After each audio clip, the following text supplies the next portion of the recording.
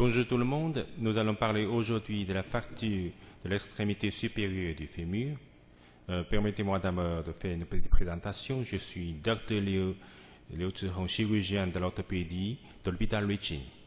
Et aujourd'hui, nous allons parler de la fracture de l'extrémité supérieure du fémur. La fracture de l'extrémité supérieure du fémur, c'est un type de fracture souvent rencontrée dans le cas clinique. Donc pour vous, pendant ces cours, nous allons juste parler des manifestations cliniques, les différents types de classification et le principe de traitement. Donc c'est tout de ce cours. Avant de commencer, nous allons faire un petit rappel anatomique. Alors qu'est-ce que c'est la partie proximale du fémur? Alors, la partie supérieure du fémur contient la tête fémorale, le grand trochanter et le petit trochanter sont deux tubérosités qui est l'insertion de moyens petits fessiers et le psoas. Ce sont des muscles qui jouent le rôle principal de la fonction de la hanche. Il y a aussi ligne transtrochanterienne, c'est l'insertion des ligaments et de la capsule. Et une grande partie, c'est le col fémoral. C'est juste cette partie-là qu'on m'a fait une décrivation. Parce que c'est toujours dans cette partie-là qui est plus fragile, qui peut présenter des fractures pendant un traumatisme de la hanche.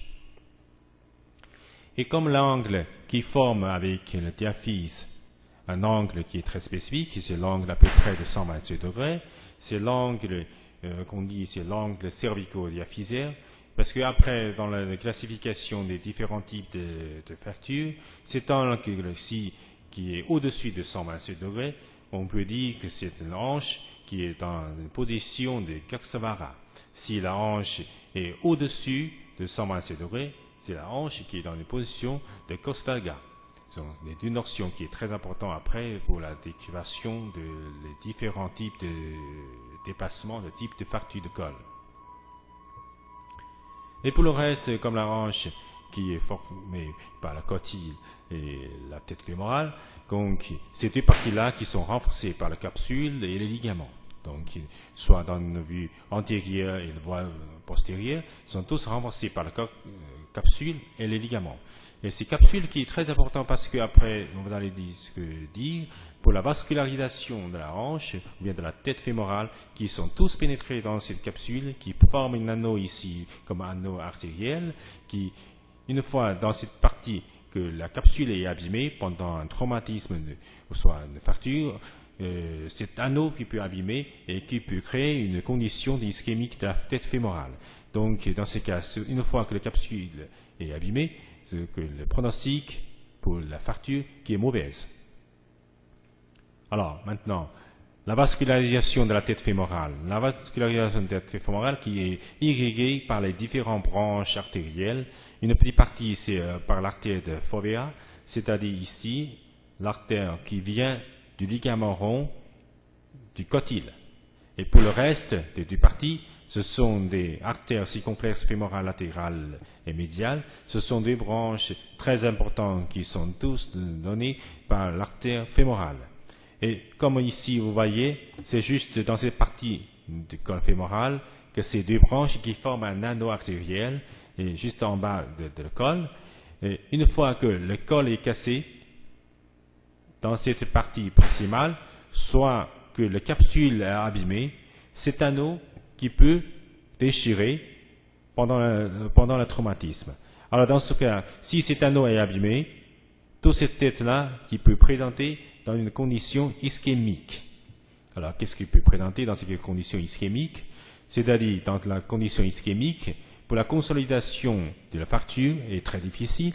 Et une fois même que la fracture est consolidée, la tête peut présenter dans un état ischémique et présenter une nécrose.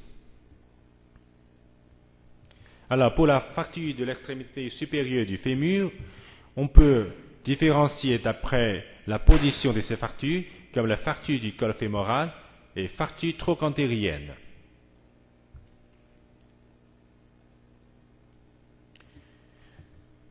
Vous voyez ici, c'est un cliché de bassin normal. Le bassin ici, dans la côté droite, c'est une hanche normale. Donc vous pouvez ici, tout cet col fémoral qui est intact, qui a une liaison, une continuité dans toutes ces parties corticales. Tandis que dans l'autre côté, vous pouvez voir ici, dans cette juste partie latérale, vous pouvez voir ici, il y a un petit pli dans cette partie. C'est juste cette partie-là qui présente une fracture. Vous voyez ici, c'est le trait de fracture. Alors, comment on dit cette fracture? C'est la fracture dans la partie du col fémoral. Et on dit c'est la fracture du col fémoral. Alors, quelle est l'étiologie physiopathologique de ces fractures? Alors, on peut voir ici, dans cette fracture, 80% des cas sont sur les sujets âgés. Et pourquoi? Parce que, pour ces sujets-là, ils sont toujours présentés dans un état de ostéoporose. Et dans ce cas, parmi ces 90% des sujets âgés, 75% ce sont des femmes. Ce sont des femmes avec une ostéoporose post-ménopausique. Et pour le reste de 20% des cas, il y a 10% sont sur des sujets jeunes. Souvent, c'est suite à un choc très violent, soit par une voie publique.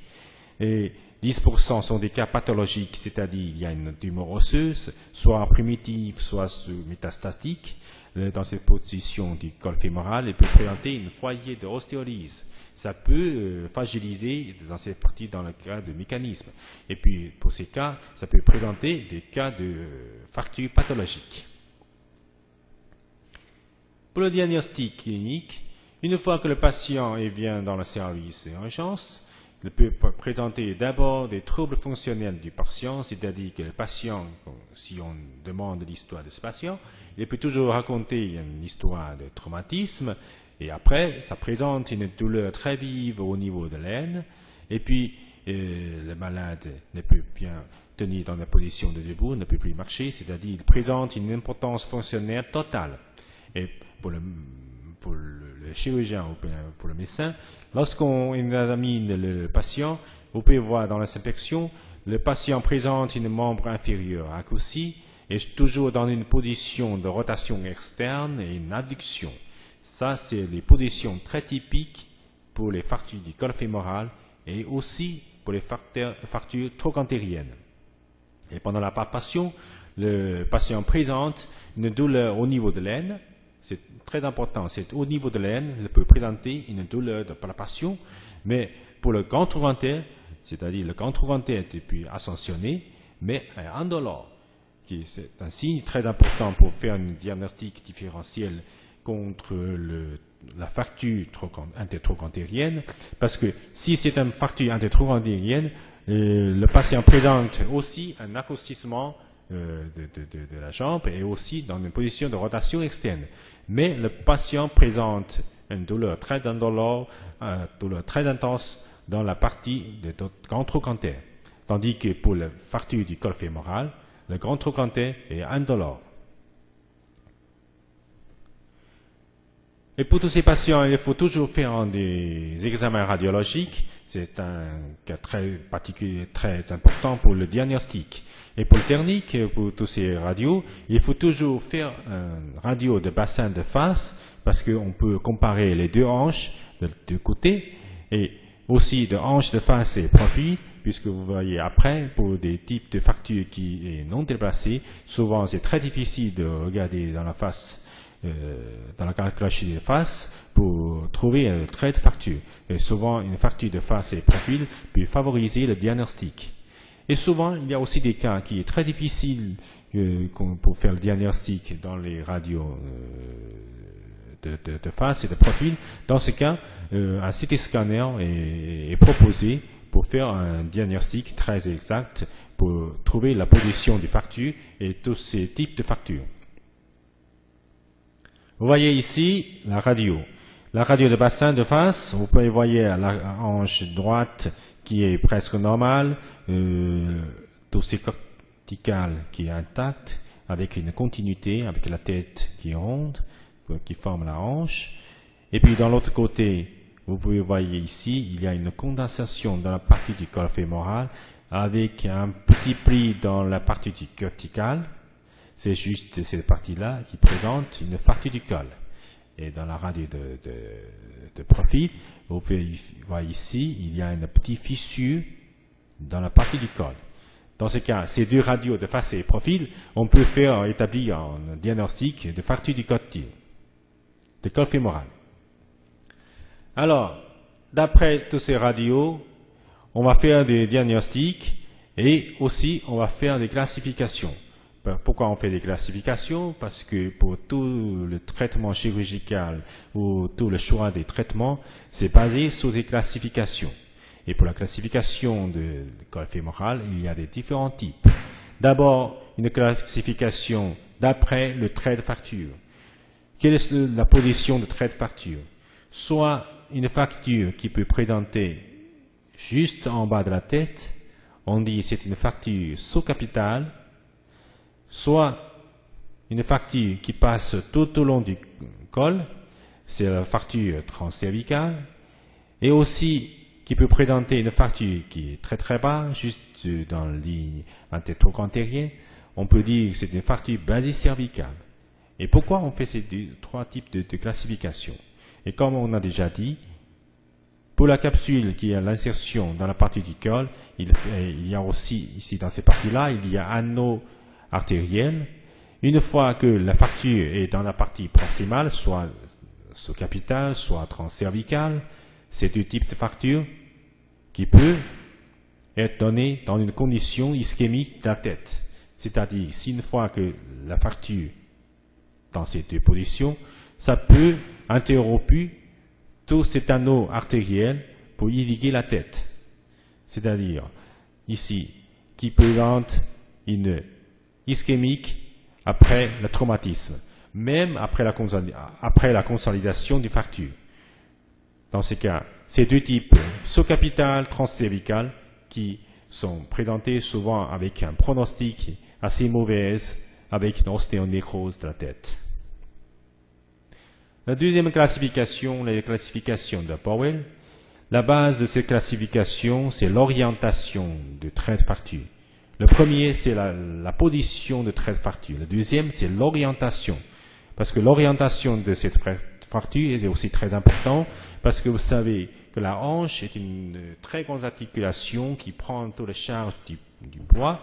Et une fois que le col est cassé, et si ce trait est plus horizontal, dans ce cas, tout ce poids, la charge de ce poids, qui peut transformer comme des compressions entre les deux extrémités de fracture.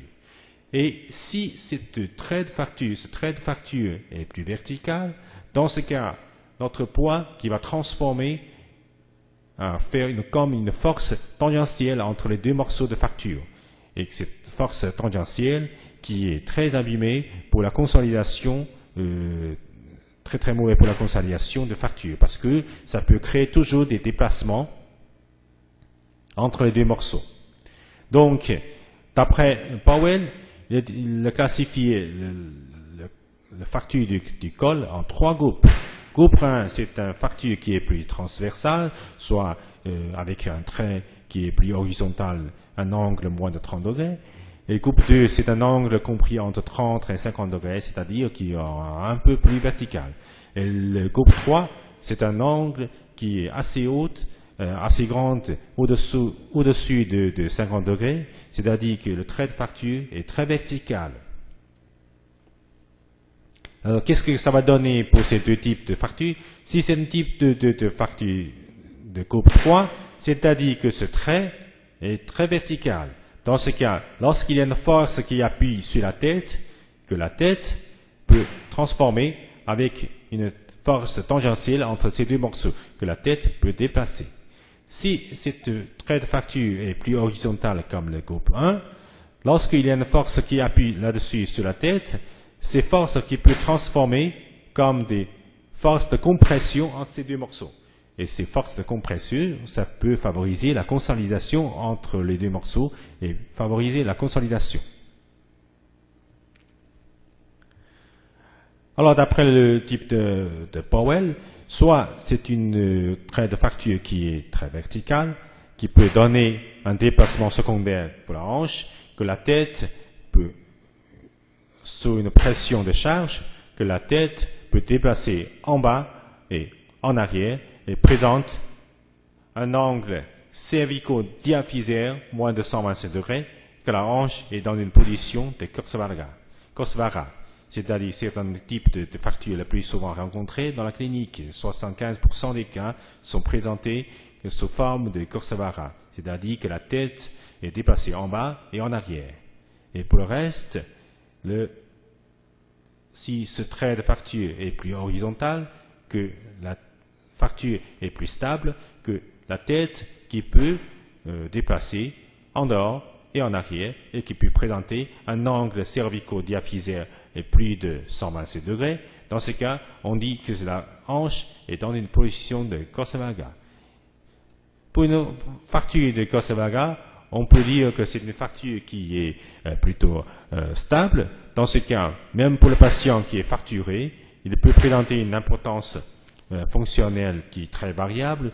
Et quelquefois, pour le patient qui est indolore pour la hanche et qui peut tout à fait marcher normal, dans ce cas, même avec le traumatisme, que le patient peut aller tout librement dans le service d'urgence. Dans ce cas, il faut toujours faire des radios, parce que souvent des cas ratés dans la clinique. Et pour tous ces types de formes de fractures en Kursavara, il peut présenter non des déformations dans les jambes traumatisées, et pour le diagnostic radiologique, souvent, c'est très difficile. Donc, il faut toujours faire des radios de face et profil, et souvent, quelquefois, dans un cas clinique difficile, il faut y avoir des tomographies ou bien des CT scanners pour aider notre diagnostic. Alors, diagnostic radiologique sous type de Gardner, c'est très souvent utilisé maintenant dans la clinique. Et quelle est la base de cette classification? C'est après le déplacement et le trait de fracture. Si cette fracture qui est dans une position de validisation et avec un ancragement des deux morceaux de fracture, on peut dire que c'est le type de Gardner, c'est-à-dire dans la position de validisation avec l'ancragement des deux types de fractures. Et le Gardner 2, c'est un type de fracture qui est complet, mais non déplacé. Donc vous pouvez y voir ici tous ces travées osseuses qui est presque dans la position normale, tandis que pour le type de Gardner 3 et Gardner 4, ce sont des types un peu plus sévères. Gardner 3, c'est un type de fracture complète avec un déplacement moyen, tandis que pour Gardner 4, c'est une fracture complète avec un déplacement total. Tous ces types de fractures qui est lié avec le pronostic et lié aussi avec le choix des traitements. Donc, vous voyez ici dans la radio de gauche de face, vous pouvez voir ici la tête. Quelle est la position de la tête? Alors, la tête est dans une position de validisation et les deux parties de fracture qui sont entassées dans la partie du col. Dans ce cas, on peut dire la classification de Gardner, c'est dans quel type? Alors, c'est dans le type de Gardner 1, validisation avec l'entassement des deux morceaux. Tandis qu'ici, vous pouvez voir ici le trait de fracture. Toute cette partie du col est presque normale dans la radio de face. Alors, c'est dans quel type de fracture? Alors, c'est dans le type de Gardner 2, comme on a déjà raconté. C'est un type de fracture avec une fracture complète, mais non déplacée. Tandis qu'ici, vous voyez ici la tête qui peut un peu dans la partie de validisation. Ici, le trait de fracture, c'est une fracture complète avec un déplacement moyen, c'est dans le type de Gardner 3. Tandis qu'ici, c'est encore plus sévère. Fracture complète, avec toute la tête qui est déplacée. Donc, c'est dans le type de fracture du col fémoral de type Gardner 4. Alors, une fois qu'on fait des classifications d'après les radios, alors comment on va faire le choix pour le traitement? Alors, si le patient fait le diagnostic pour une fracture du col fémoral, dans ce cas, le traitement chirurgical est toujours conseillé comme le premier choix. Et pourquoi? Parce que même avec une fracture avec une position de type de Gardner, avec une tête dans une position d'entassement avec une vagisation, qu'on pense que c'est une fracture qui est assez stable, ici. Ça peut consolider quelquefois, par chance, consolider spontanément, même avec un traitement orthopédique. Mais le plus souvent, le patient vient avec une fracture du col fémoral de type de Gardner, c'est-à-dire dans la position de vagisation avec un entassement du col. Mais souvent, après quelques mois, dans le traitement orthopédique, la fracture peut présenter un déplacement secondaire. Dans ce cas, vous voyez ici, c'est en quel type? Ici, toute cette partie du col est interrompue. Il présente une fracture totale avec un déplacement total de la tête. Ça peut présenter une petite fracture dans le type de Gardner 4 et ou bien Gardner 3. Et dans ce cas, pour le patient, ça peut présenter une importance totale. Et dans ce stade, le patient revient pour une intervention chirurgicale. C'est pourquoi on dit, même pour des fractures du col fémoral qu'on pense qui peut être stable, ça peut présenter un déplacement secondaire. Alors pour éviter tous ces déplacements secondaires, pour le traiter, une ostéosynthèse est conseillée. Alors comment on fait une ostéosynthèse? Ostéosynthèse, c'est une geste chirurgicale qui veut lier les deux morceaux ensemble, soit avec des vis, soit avec des broches, ou même avec des plaques. Et vous pouvez voir ici, ce sont les différents types de ostéosynthèse, des vis, des broches, et même avec des plaques vis. Ce sont des instruments qu'on peut utiliser dans le traitement de la fracture du col fémoral. Et pour l'ostéosynthèse, maintenant, c'est fait très rapidement et très facilement dans les nouvelles techniques. Souvent, c'est fait sous une radioscopie. On fait d'abord une réduction pour ces deux parties fracturées, pour les lier dans une bonne position. Après, on met des broches percutanées, c'est-à-dire on fait juste une très petite incision dans la peau, et puis on peut pénétrer les broches dans cette partie proximale du fémur et qui peut pénétrer dans la tête. Et une fois qu'on examine sous radioscopie que la position des broches est bonne, on peut mettre des vis. Voici le cas. La hanche, ici la hanche gauche, ici la tête, le col. Vous voyez ici un pli, le trait de fracture. Donc, pour ce type, c'est le type de Gardner parce que c'est en position de vagisation. Le col n'est pas trop déplacé, même dans la position de profil.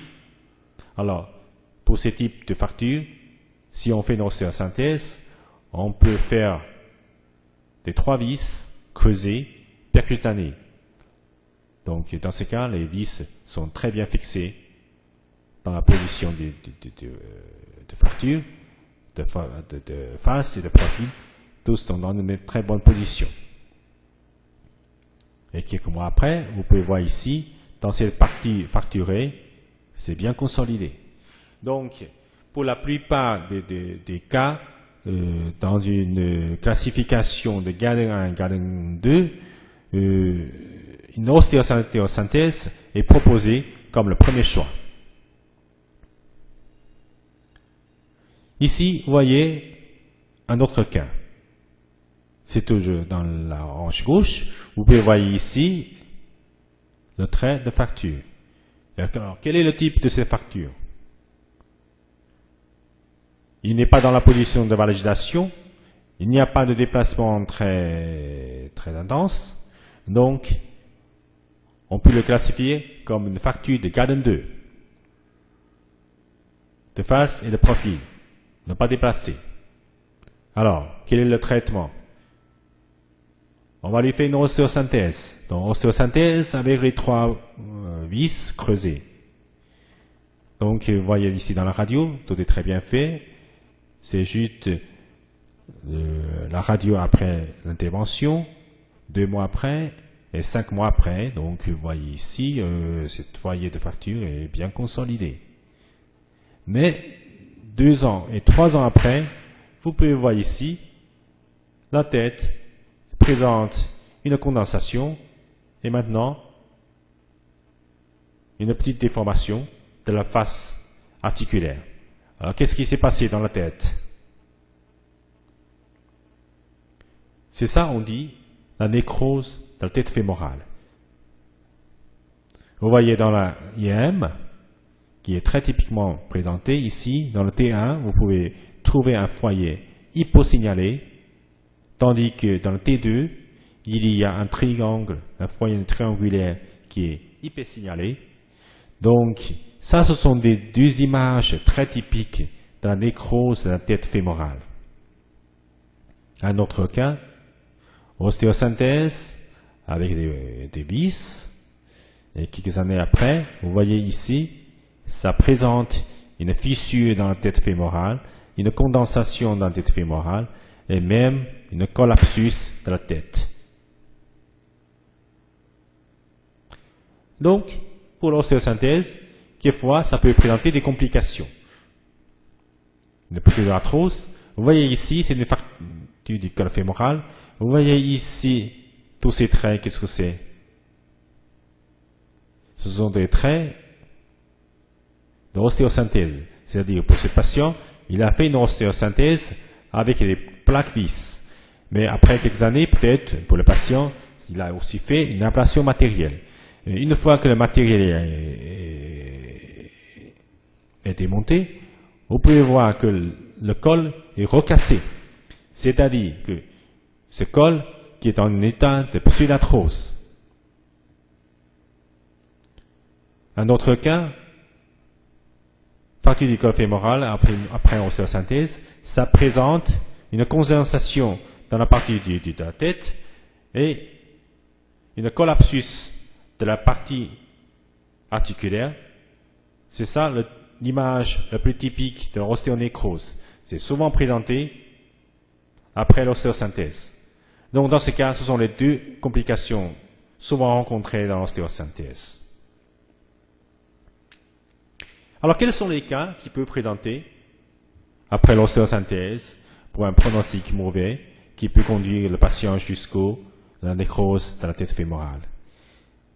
Alors il y a juste des signes cliniques ou bien des classifications qui peuvent introduire, qui peuvent augmenter ce risque.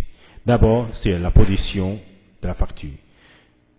Plus que la fracture est proximale, plus que le pronostic est mauvais. Si c'est une fracture sous-capitale, c'est-à-dire juste dans la position tout près de la tête, ou bien transcervicale, le pronostic est mauvais. Si c'est trait de fracture qui est plus vertical, qui n'est pas horizontal, c'est-à-dire il peut présenter des forces tangentielles plus intenses dans ces deux parties de fracture. Dans ce cas, c'est plus difficile à consolider.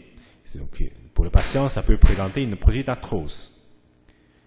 Si dans la fracture, il présente une comminution postérieure de la paroi postérieure du col, c'est dans cette position-là qui est très important pour cet anneau artériel. Dans ce cas-ci, il présente une comminution postérieure, ça peut indiquer que cet anneau a un haut risque abîmé. Dans ce cas, pour le patient, ça peut présenter peut-être après une nécrose de la tête à cause d'une ischémie de la tête fémorale.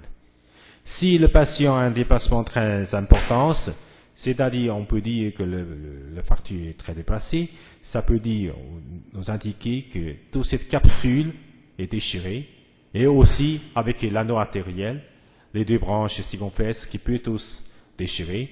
Dans ce cas, pour la tête, ça peut être présenté dans un état ischémique. Une autre type d'intervention à côté de l'ostéosynthèse, c'est la prothèse de la hanche. Alors, qu'est-ce que c'est la prothèse de la hanche? Comme on a déjà dit, ostéosynthèse, on va reconstruire les deux morceaux ensemble pour les fixer. Pour les prothèses de hanche, c'est-à-dire on va remplacer par un instrument artificiel pour remplacer pour ces parties fracturées. C'est-à-dire on utilise des tiges et le cotis pour refaire un hanche nouveau. Dans ce cas, vous voyez ici la fracture du col fémoral pour le patient âgé. Qu'est-ce qu'on va le faire? On ne va pas lui faire une ostéosynthèse, on va lui faire une prothèse. C'est ça, une prothèse intermédiaire, avec un tige dans le fémur, avec un petit boule, un gomme boule dans le cotyle qui peut créer une nouvelle hanche. Soit avec un cotyle fixé, avec des vis, avec des petits boules, et aussi un tige dans le fémur.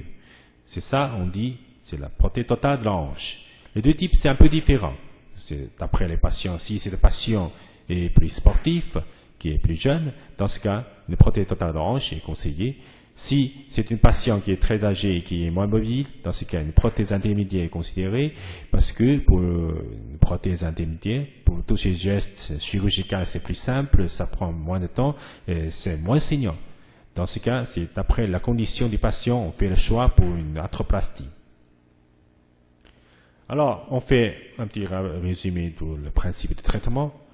Alors, qu'est-ce qu'on va faire pour une fracture du col fémoral pour un sujet âgé? Si c'est un patient de sujet âgé de plus de 65 ou bien 70 ans, dans ce cas, si c'est la fracture qui est très déplacée, dans le type de Garding 3 à Garding 4, alors quel est le premier choix?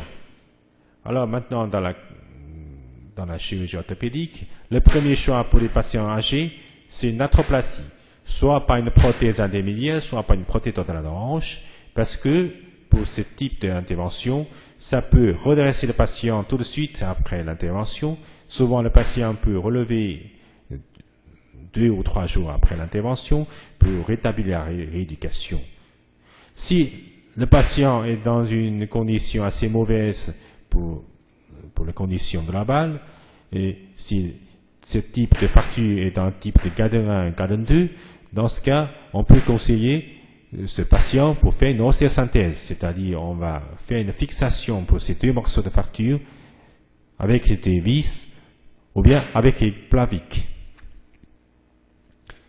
Alors, si le patient est assez jeune, qu'est-ce qu'on va le faire? Est-ce qu'on va lui proposer une arthroplastie?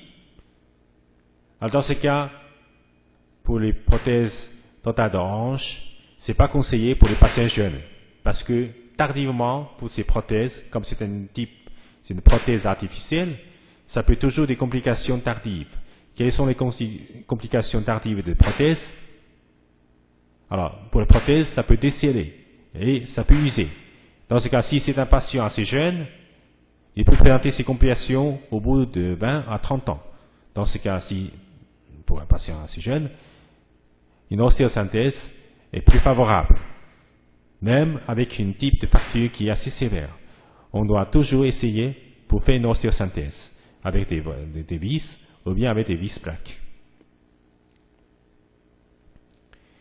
La rééducation post-opératoire. Ça va distinguer avec les différents types de gestes d'intervention. Si on fait pour le patient une arthroplastie, dans ce cas, pour le patient, il peut lever assez tôt, 2 ou 3 jours après l'intervention, on peut commencer à faire une rééducation. Souvent, le lever et l'appui précoce sont obligatoires.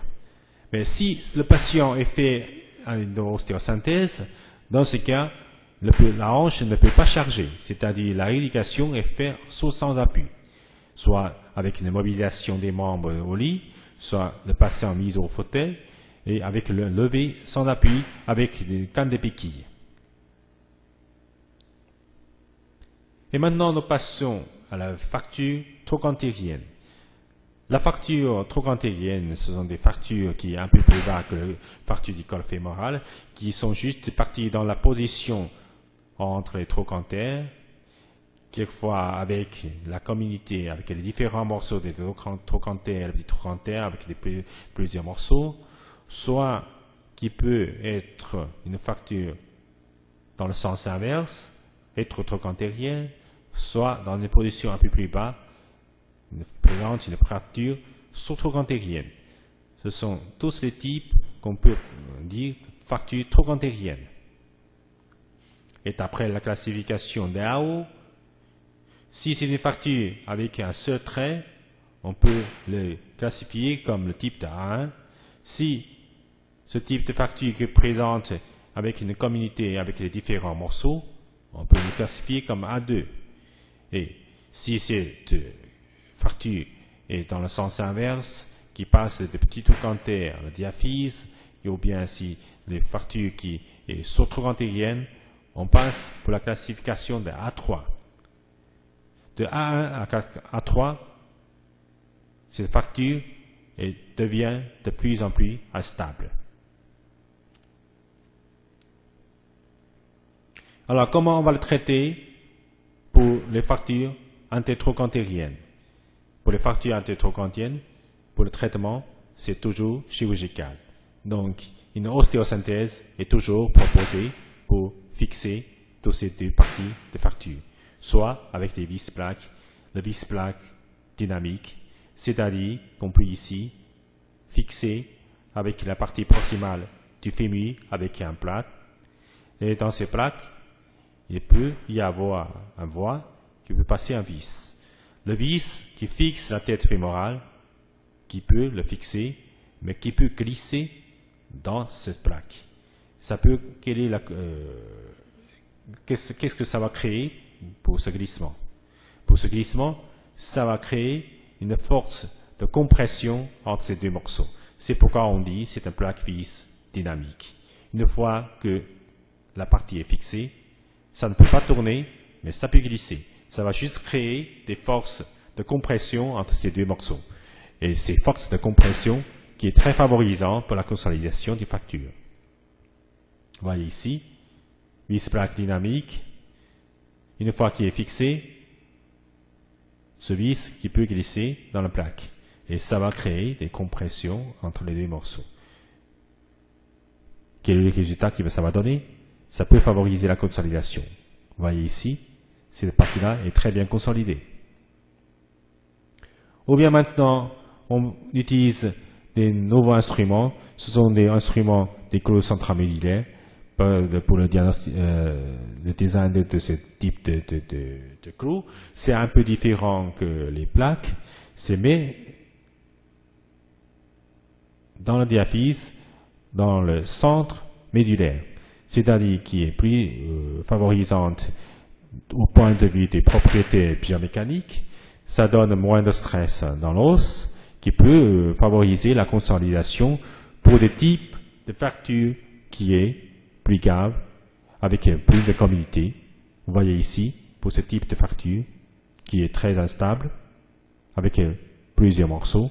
Si on fait une plaque ici, quelquefois c'est très difficile à la fixer, mais avec le clou centramédulaire, qui est plus facile pour redresser cette partie proximale du fémur et pour faire une ostéosynthèse.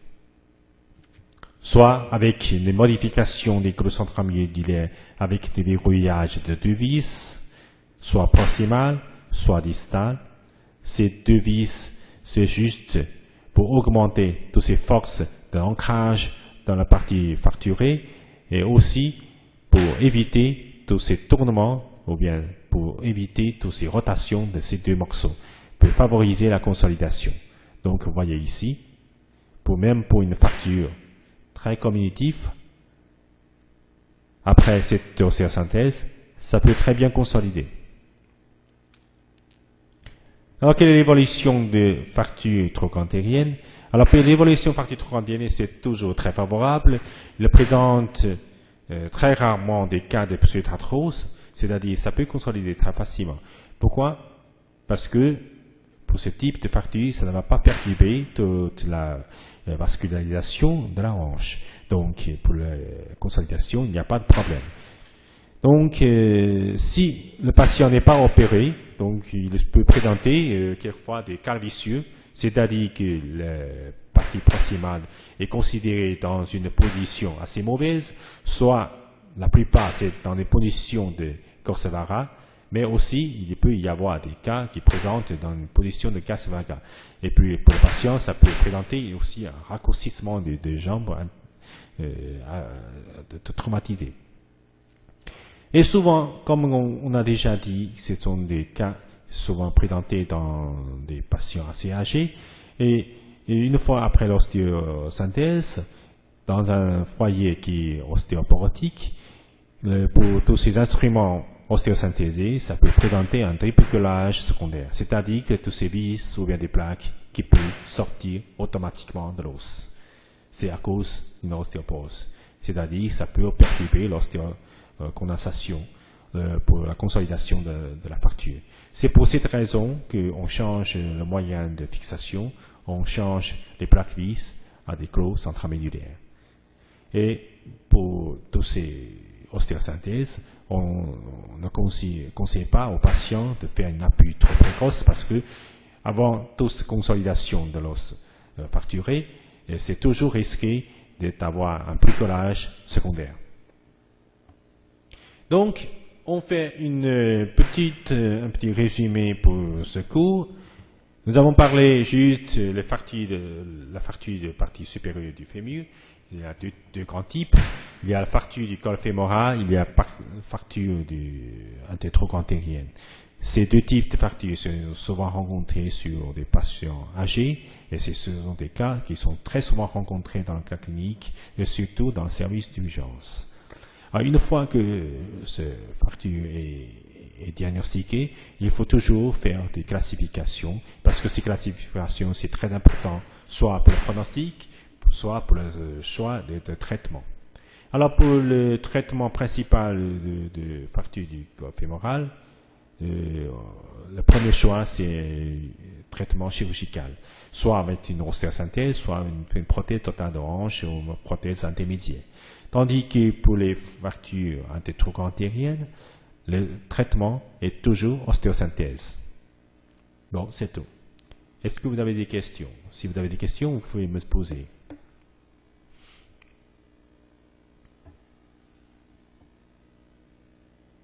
Bon, merci à tout le monde.